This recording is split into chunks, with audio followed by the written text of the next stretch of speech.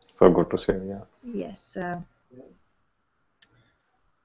So you can go ahead, start the So if you interview. so if you want to take like a couple of minutes to Sure. introduce yourself, I Sure. mean,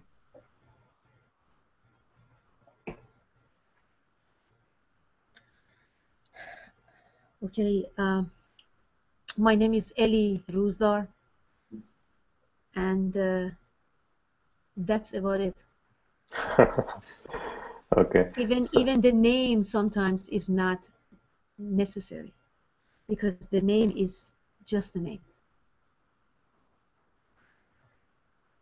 so as I mentioned, I mean, I do have a site that is called Numi.net, Hmm. and I listed your site. So that's meditationirfan.com. Yes. Okay. So I'm going to put that in the description.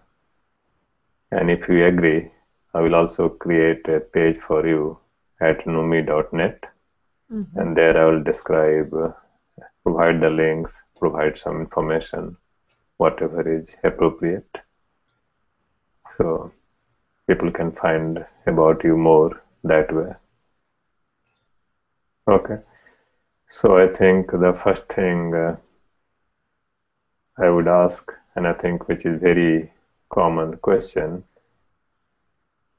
is why you think many humans have mental suffering, mental pain, what causes that, what can we do about it?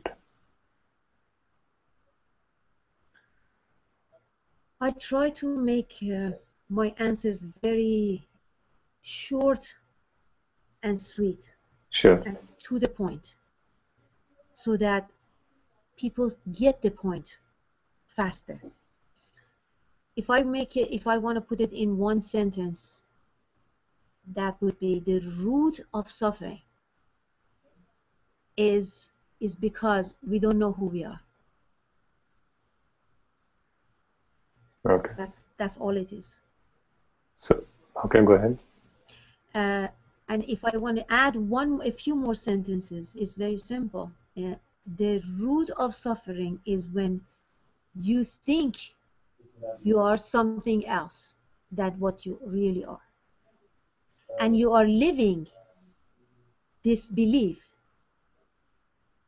And by living this belief, it causes all this confusion and ignorance and suffering. The moment one discovers the truth, the ignorance unveils and one sees the ultimate. And as ultimate, there is no cover up anymore. So you see the truth, you fall in love with the truth, and you live the truth. Okay, so that's very good. And why you think we do not know who we are?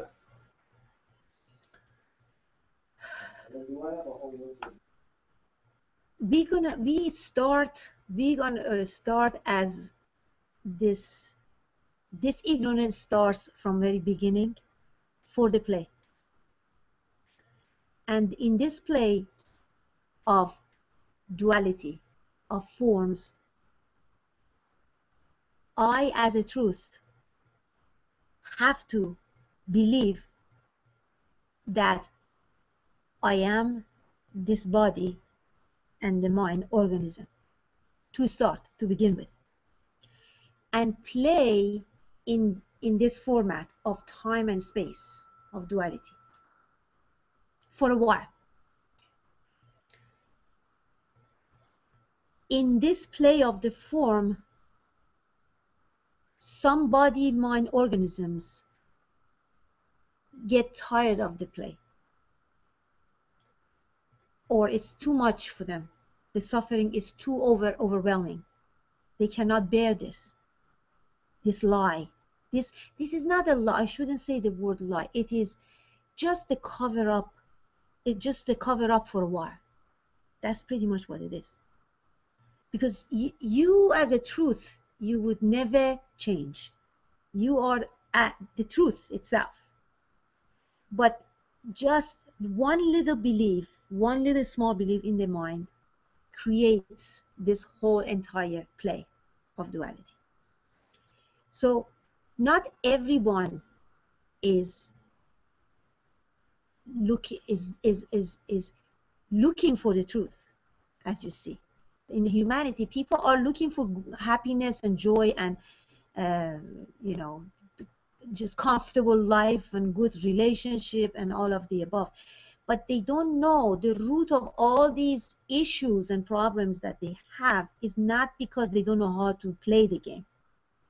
It's not because they didn't try enough. This is about, it's because they don't know the true identity of themselves. And because of that, because you don't know who you truly are, you are building a character in the mind as yourself, starting with I am this body mind, and then add other stuff into that. I just add other stuff into that. All the achievements becomes you as an identity. Every little thing that you achieve, you achieve and add to yourself becomes your identity. And then after a while, you get tired of this. After a while, you will see still something is missing, and therefore now that is the time that for you to just turn back inside and look. And this is just one look. This is not something that you have to work on it for all your life. This is not something like an improvement of yourself, trying to approach the truth, so therefore you have to better yourself every day. That's not how it is. This is just one turning around and just one look. And that one look, if you really look, you will see the truth. And that's it. But once you see the truth, you will notice that this fake character as a shadow who was here never existed to begin with. So it's not that some character here now it has to be disappeared or killed or destroyed. It's not like that. This is just a shadow. It's like a shadow, a reflection that was here as my identity, and that is dissolves when I be able to look properly within. Okay, so that is very good again. And I have a follow-on question to that. So when we deal in our day-to-day life, in our work, in our family, rest of society, we have to play a certain role. We are identified as a person with a name, with everything, with the body, with social status. So when you deal with this society, when you play those roles, how do we avoid confusing yourself to be that entity again? As an awake being you're talking about? Yeah, so say even if you look inside and say you find out that this body mind is not my complete reality, this person might be my own imagination, it may not really exist. But when you deal in society, rest of the society, your work, your family might still call you same name, same role, same entity. So how do you bring your realization, insight into day-to-day dealing? How do you think it's being now? How do you think I'm interacting with you right now? When you call me Ellie, I would answer you. Okay, but I know deep inside that I don't have any name. When my children call me mom, I would respond. But deep inside, as the truth, I know that I have never been a mom. So the thing is that, see, this question comes from the mind. The mind is curious to know what's going to happen if I wake up. Can I be able to function the way I used to function? Or do I lose myself? Or I lose my identity? This is not how it is. This is how, when you wake up, you will notice what is the truth in here, and who am I as a, when I look at the truth, am I apart from the truth or I am the truth? Okay, so you know your identity as the truth, and that identity is shifted from a character in the mind with this body and a mind and the roles that is played to the truth of who I am. Once that recognized, you will notice that you can stay up as this in every breath, okay, wide awake in the midst of the play. The play is this time and space, okay. This is the dream part. The forms are the dream part. The actual reality is this, which is no form. That is what is the definition of who I am. But that is not, that doesn't mean that I forget about the address of my home or my identity or the role that I play. You would play actually the role even much better and more responsible, because there is no more self-seeking in that role. If I am a mother, but I don't know who I am, I'm looking at myself as the role of the motherhood, so I have a lot of attachments into this role. I know myself as this mother. What happens if I'm not a mother? So that is a lot of attachment involved. But when you know yourself as the truth that you are, and you know that role is just the play, it's just the play part, you just play the role with no attachment. In every breath, knowing who you are. See, that is the very important thing. When I work with people, once they recognize themselves as the truth, the very first 6 months is very crucial for them to just bring the attention, full attention, to the truth that is right here and right now. And knowing themselves as this, just remembering and just bring the attention back home. Actually, in the reality, when the truth reveals itself to itself in here, the attention automatically comes back home. But in case it's not fully based on our habits in life, because the attention sometimes used to just so habitually was going out, it's a good idea to just, once the truth is recognized, to bring the attention back home for a few months, so that this becomes the new habit or new way of living. So what you say is in a way similar to a teacher that I have read. His name is Ramana Maharshi. Mm-hmm.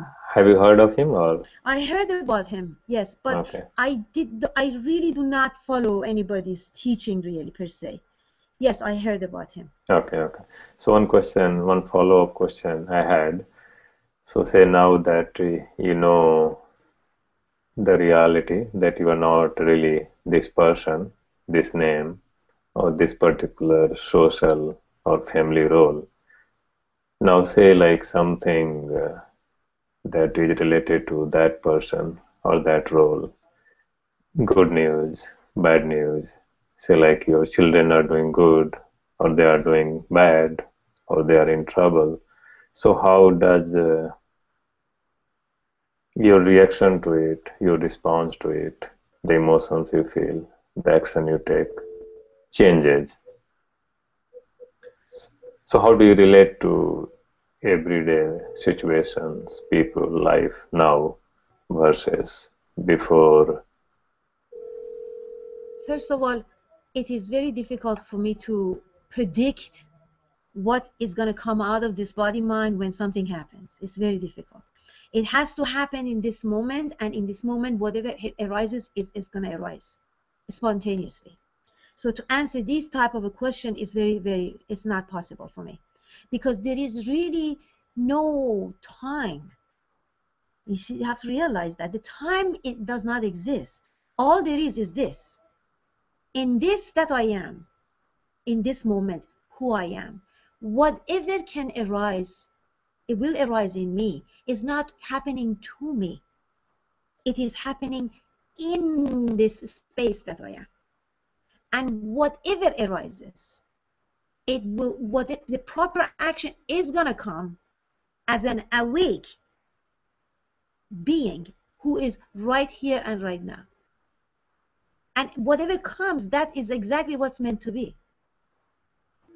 That's how it's going to be, if I have to say. But other than that, I don't see. You see, the thing is that when you wake up, you will notice that the time is an illusion. You see, that's very important. You see it every breath. There is no time.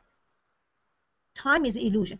And there are events, like motions, in this space of existence, in this presence. This presence is what I am.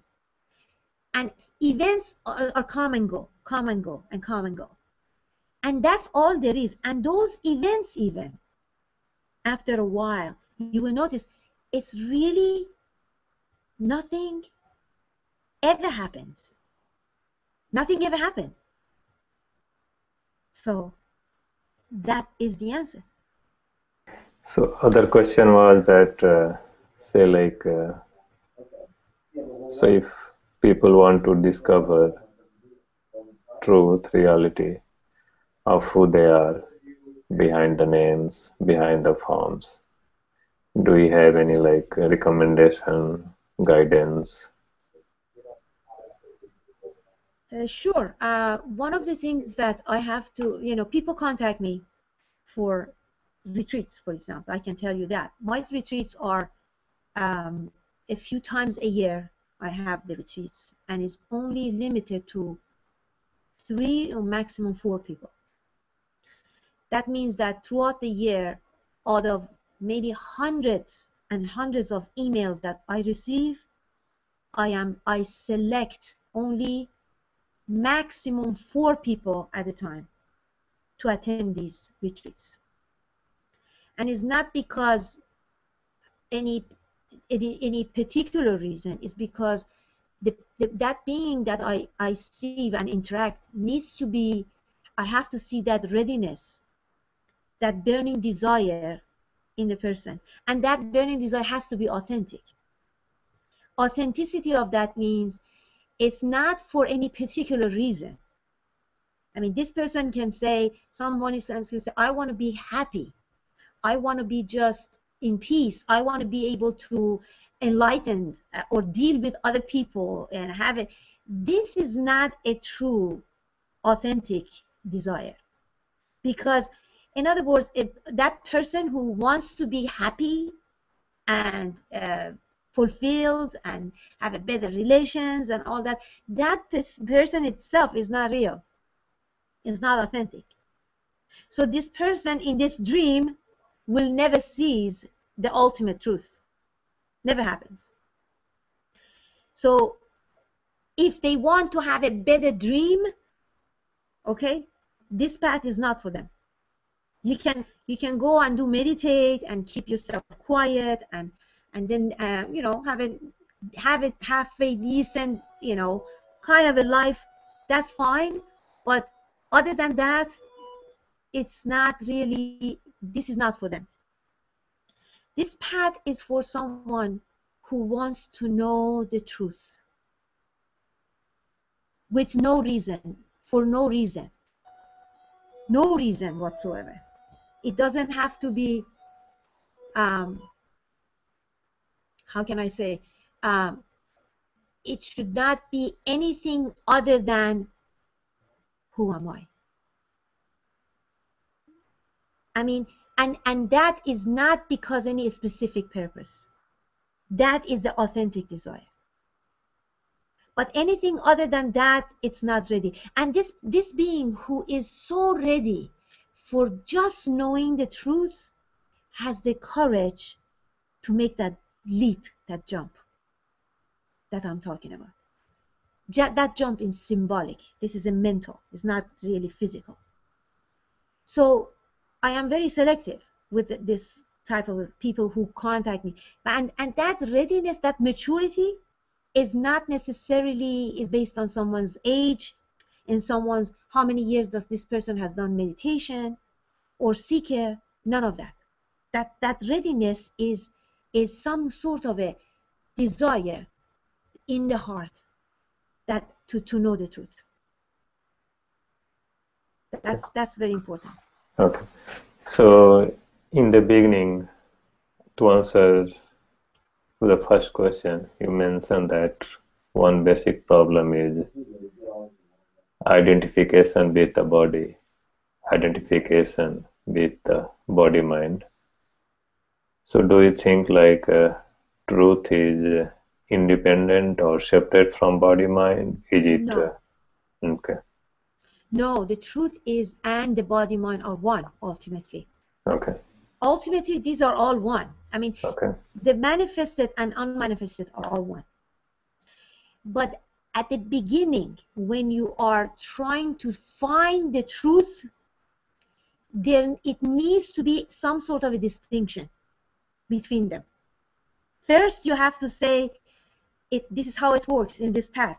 First, you will say, I am not my mind. I'm not my body. I'm not my role. I'm not my identity outside. I'm not this nationality. All of that. You drop them all until you reach a point that there is nothing left in there. There is no identity. You reach to a point that there is absolutely no identity. And once that happened, once when your mind sees the truth and recognize the truth, the mind merges with that, merges with the ultimate truth when it sees the truth. Once that merge happens, okay, in other words, the mind says, I am, this is the truth, and I am this. And then once that happens, you will see your vision changes. All of a sudden, not only you are nothing, at the same time, you are everything. Everything is in you. You're all inclusive, everything in you. But at the same time, you're none of them. You're none of them and you're all of them, paradoxically. I mean, this is not understandable by the mind. That's why I usually don't say things like this. I mean, a person would see it for themselves. It's not that me telling you, but that's pretty much how it goes. And what I do with people when they come here in the retreat, for every individual, I would do a specific meditation, like a guided meditation. We're going deep down together, and I'm helping them to see what is the truth. And this person has to be familiar with this space of emptiness. It cannot be someone who never done meditation. Of course, you have to have some sort of a background. Okay, it doesn't have to be 30 years. You may practice very officially, sit down in official meditation for, let's say, a couple of years, and you're familiar with the space of emptiness and the space of openness, stillness of the mind, and your mind is trusting, in other words, has to be trusting to this space of emptiness. Once that happens, then you are ready. Then you can say you are ready to see. See means not see with his eyes. I'm saying seeing the truth. So when we dive in that depth of emptiness, I coach them. I ask them questions, and then I ask them to see through that space of emptiness. What is truth? What is the truth? Because a lot of people think that the truth is that space of nothingness. That space of nothingness is the reflection of the truth, is not the ultimate truth. The space of emptiness is pointing into the truth. So this is a very strong word, strong message. Just the ones that they are ready to hear this message, they would understand what I'm talking about. So the space is pointing towards that which is always here, and it has been always overlooked. Once someone sees that, I help them to see what has been overlooked in here. What was always here that I was not paying attention to. They recognize that. Once that the mind recognizes that, the mind has to say yes to this. Yes means this is the ultimate truth, number one, And what is my relationship to this? Am I apart from this, or am I one with this? The mind would merge if this mind is ready. And that's it. Once it's merged with the truth, the person comes out of the meditation, it would answer me as the truth now, not as an individual. Because they would see also there is no individual. They can look. I give them plenty of time to look and to see if they can find any individual apart from what it is at this moment. And that will be the end of the individual. Now, then it's up to that being, that body mind, who wants to stay up, awake as the truth. Or if it's not a true readiness, it would bounce back to the dream. If it's completely ready, it would stay up and awake and play the dream just as a witness. And knowing, I mean, someone who wakes up correctly and truly with a coach, when he or she wakes up, he knows that this is the ultimate truth, which is right here and right now, and the time and space and the objects are the fiction. So you would never get confused, the difference between what is the truth and what is the fiction, ever. Okay. So I think I asked a similar question. So it is possible that I'll get same response. So say like once this awakening has happened, how does one respond to say like body sensation, say like pain, aches, problems, or anything that happens to the body? Okay, very good question. Anything can happen to the body. The body is an object. If it has pain, it felt, it's miserable. Pain is miserable. But the only difference would be that you know who you are. See, if you know your identity, you don't know yourself as a body, as an identity. So the pain can be there, and even it's being felt tremendously, but not as a me having this pain. It's having me is just as a witness of this body who has the pain. So there is no sense of identification in there, and because there is no identification, there is no suffering in there. The body can have cancer. The body can have any kind of a pain whatsoever. What does that have to do with me? It's very important. If there is an ego here, person here, it has a lot to do with me. This is me. That's my body. So it has a lot to do with me. But if I know who I am, I see the body, I feel the body, but I'm not the body. That's the answer. So like this sense of awareness, consciousness, or reality, whatever we call it, do you think it is something constant, or do you think it is something that like changes or disappears? And the reason I'm asking this question is because some people go through like what you can call losing consciousness, either because of fainting or because they go through surgery and they are given general anesthetics and they don't have any sense of body, pain, any memory. They don't know anything. You can talk to them, they cannot answer. They cannot see anything. They cannot feel any pain. So is this reality or this awareness, consciousness, whatever it is it present in that case or is it not? It is absolutely present and conscious in here. This is not like unconscious anesthesia. It's not like that. You are so alert and so conscious of everything that is happening around you. This consciousness is over and beyond mind consciousness, over and beyond.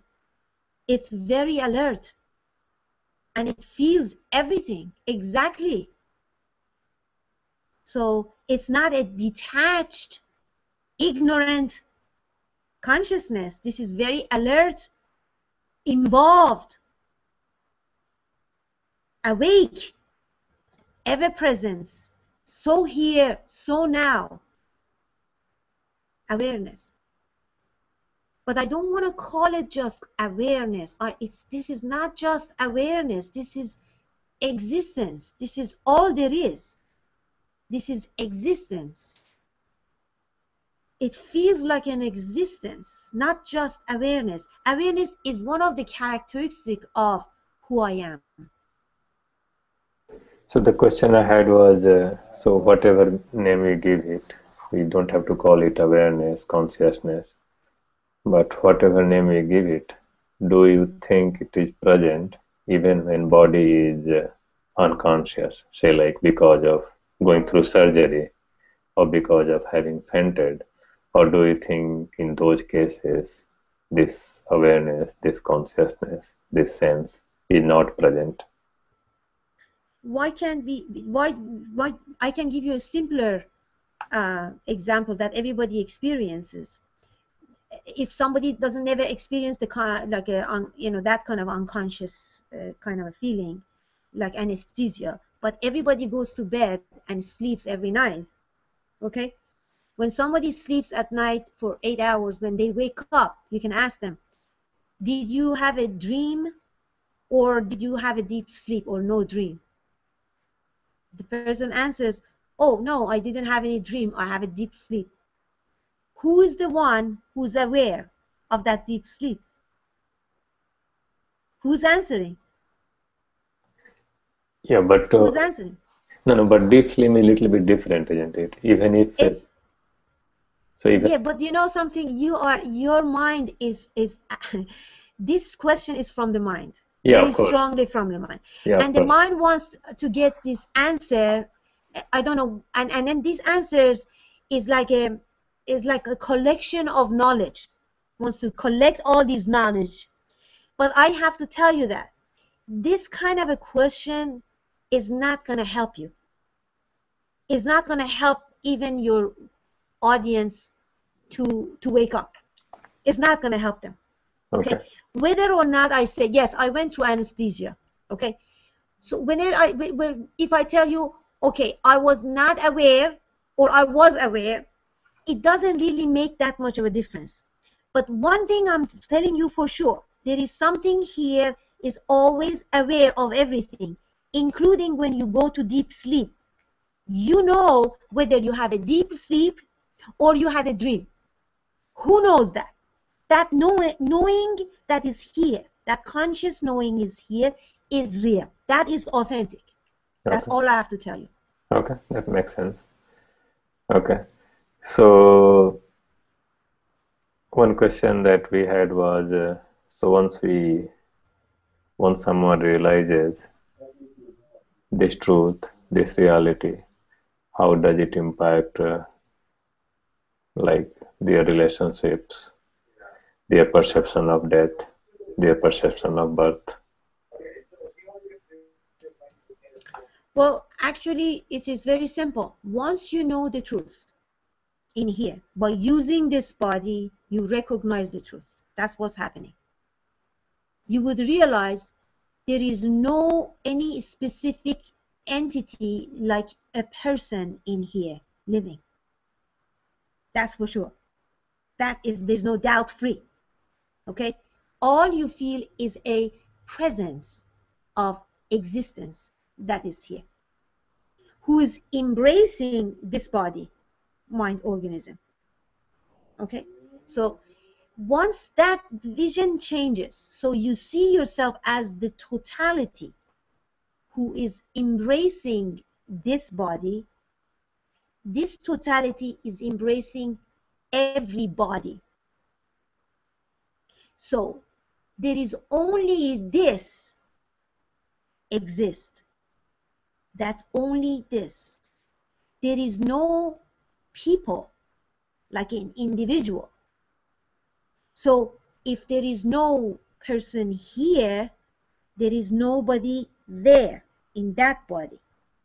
So what is the concept of relationship? comes in this picture. There would not be a relationship because there is no two-ness in there anymore. I am seeing myself everywhere and in everything. So in reality, literally, right now, I am talking to myself. That's the end of the story. So when that is happening, when this kind of a truth arises in here, you see everybody and everything as yourself. All you see is yourself, nothing else.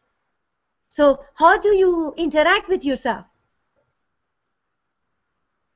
Do you want any harm to yourself? Can you make any harm to yourself? Because it's literally yourself, literally.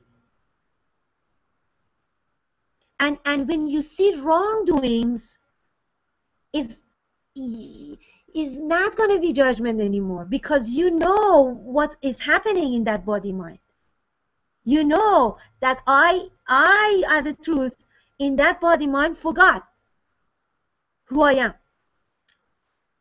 and that's why I'm acting so selfishly as a person. So what kind of emotion comes? Just the compassion. Just compassion, love and compassion. That's pretty much what comes at every breath. Love is this is different kind of love. It's not, this love is not like I love you like a person. It's not personal. It's love. It's just love.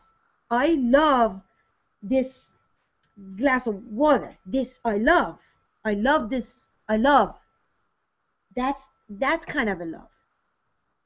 And besides that, if you see wrongdoings, if you see some malfunctions in the bodies and actions, absolutely is compassion.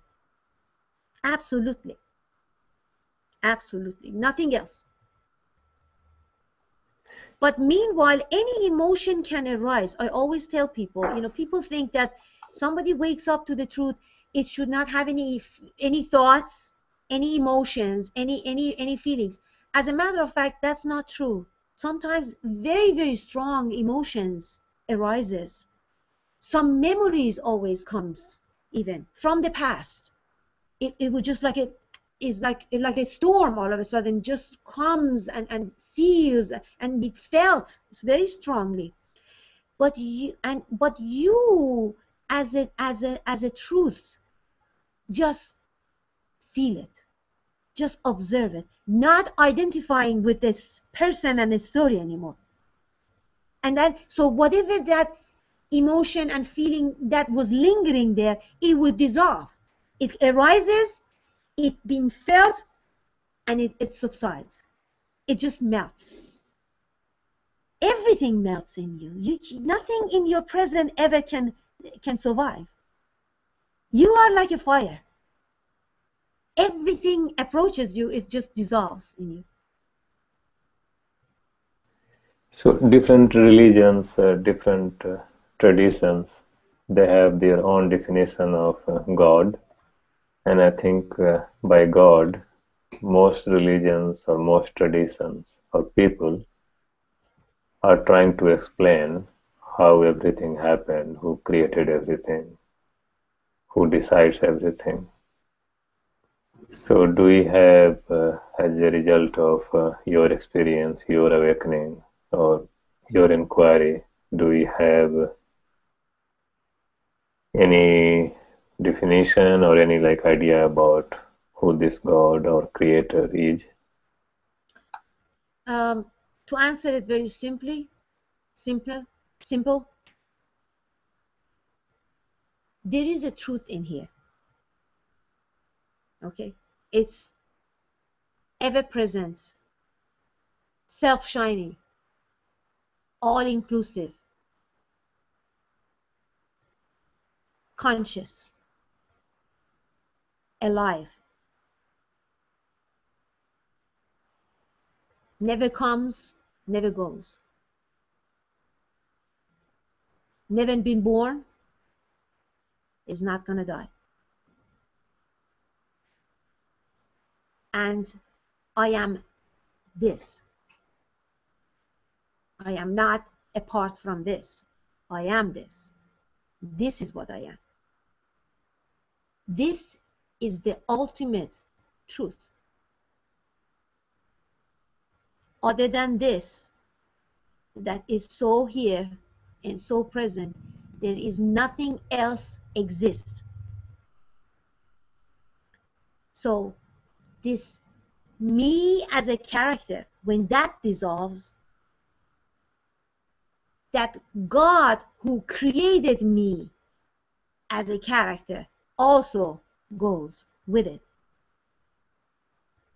What is left, though, is not empty. It's not a void. It's full, alive, right here, right now. And it contains everything. I am containing everything. Everything is in me. The kingdom of God is within you as you, not as this you. So that is my answer to you. So I think in spiritual circles, word enlightenment is talked quite a bit, and I think it came into existence after Buddha achieved whatever he achieved.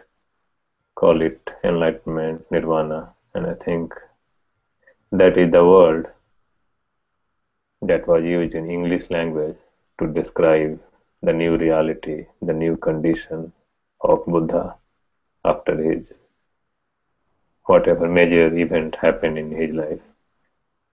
Do you have something to say regarding that? Regarding enlightenment, awakening, whatever name you want to give it, nirvana, end of suffering. Awakening to me is getting to know who you truly are.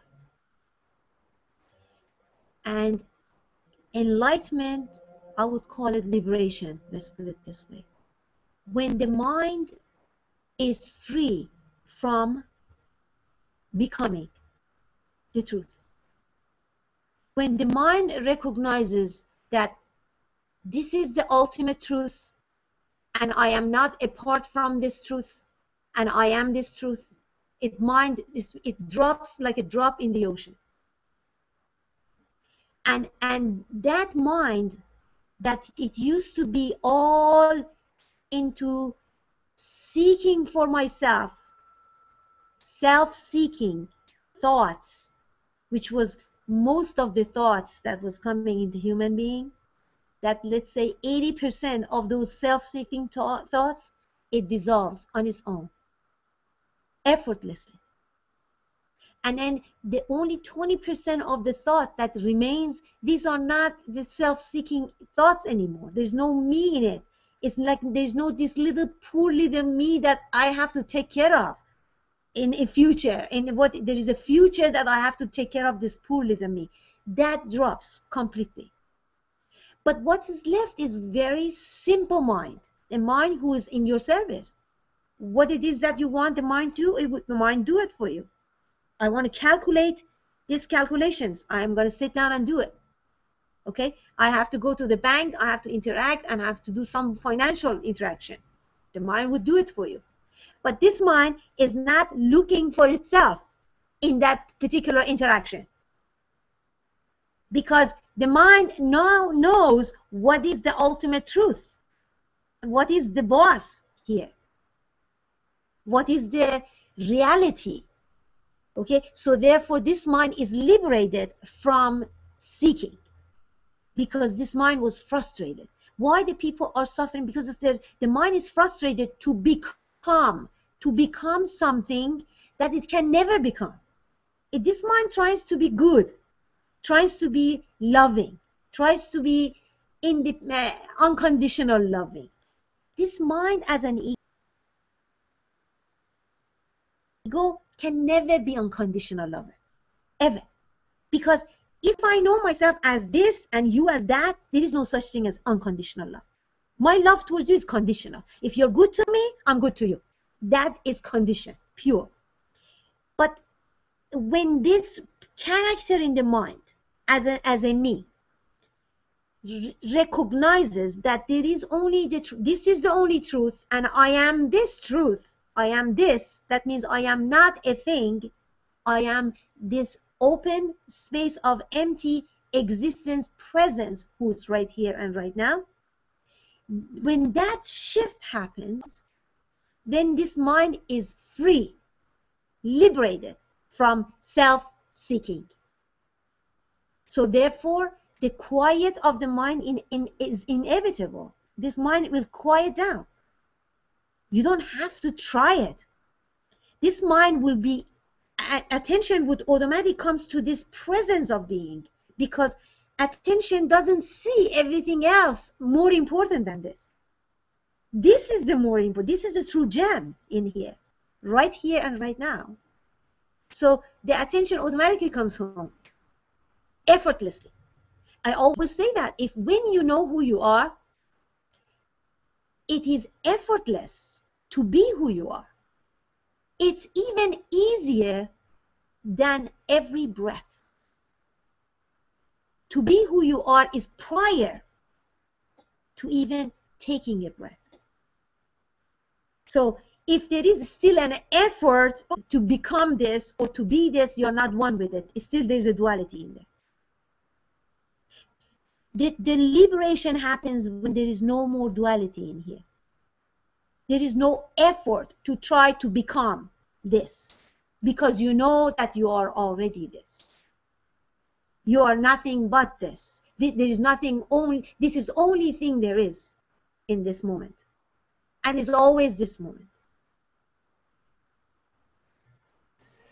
So you mentioned mind getting very quiet, or a lot of self-referential thoughts disappearing. Do you think it is possible that in some state or sometimes mind would get very silent, where basically a speech becomes kind of difficult, or basically you do not have much to say? That is yes, that happens to a lot of people, and including here.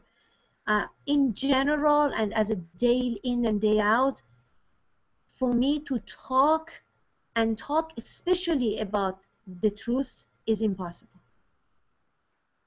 It's not needed. And when we see, you don't have this desire to talk. That is true. Because there's nothing to say really.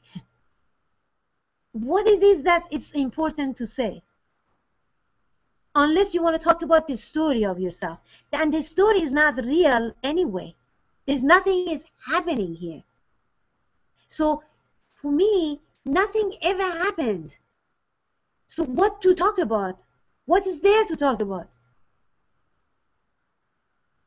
You see what I'm saying? But it's not that you're going to become someone antisocial. It's not going to be like that. If I sit in a gathering of people that they are having just the normal conversation, I can contribute here and there. But there is no need, no desire, specific desire to talk, especially about events, about me and my life anymore. Because this story doesn't stick to you anymore. Because nothing happening. You have to understand, there is no time, it's only this. And there is nothing ever happen. So there is nothing happened to me ever. Ever. This is a play that I'm observing, I am playing it, interacting it, enjoying it, feeling it. But it's not really, it's not real. It is not real. This is a dream in the presence of awake that I am. It feels very real. When I touch this body, it feels real, but is not the ultimate truth. And that's the miracle. Isn't that a miracle that it feels like two people are talking right now? Yeah, And it's so believable. It's so believable that two people are talking, not one. But is that right? Is that true? These are part of the inquiries. In self-inquiry is not just going and sitting down 3 hours a day making just simple meditation. Meditation is just a simple part, some few steps of this path. But once you get into the middle of the path, you do a lot of self-inquiries like this. And see, is that true that there is time? Is time real? Okay, once you recognize that there is the truth, in the truth that you are, there is no time. There is no past, there is no future. If there is no past and future, there is no person. Because that person in the mind lives in the past and future. If there is no past and future in here, where is that person? Doesn't exist. Never been. Okay, so thank you very much for that. So I do not have any further questions. So if you want to like say any like word towards the end, summarize anything. Sure. The summary of what I had to say is this path is a simple concept, but is a difficult path. You definitely need to learn the methodology of going within, using this body to go and curve within and learn a simple meditation so your mind gets used to the silence in here. Once the mind is trusting the silence, in this presence of silence, then this mind would be ready to recognize the truth, which is right here and right now. So I would highly recommend people to just learn simple meditation, and these meditations that I'm talking about is mostly concentrating on the witness. When you close the eyes, concentrate on the witness, not on the thoughts that's coming and going, not on the emotion is coming. Emotion can arise, minds, thoughts can come and go, but your attention needs to be on the witness constantly. And that's a simple meditation. This way, the mind slowly slows down, and then you'll be ready to see the truth that is so here and so obvious right here and right now. I am here for the people who are at the tail end of this path. And if you are interested and if you like, they can contact me. And if they're qualified, they will be invited here. There is no charge. There's no donation needed. My work, my service is towards the totality that I am. And so therefore, there's no whatsoever any expectations. And I wish everyone in this path the very best of luck and telling them that it is worth it. This path is worth to try and worth to see for yourself, direct experience, what is the truth. It's worth it. Okay, so thanks a lot, and thanks a lot for your time. Sure. Peace be with you. Yeah, I watched your interview at Buddha at Gas Pump, and I would recommend that other people also watch it. It was very good. I liked it a lot. And I will put a link to your website, which is meditationirfan.com, in the summary of the video. And if you agree, I would also like to create a page for you at numi.net. Okay. So people can reach you, contact you that way. So thanks again for your time. My pleasure. Great. Peace Thank be you. with you. Peace Bye. be with you.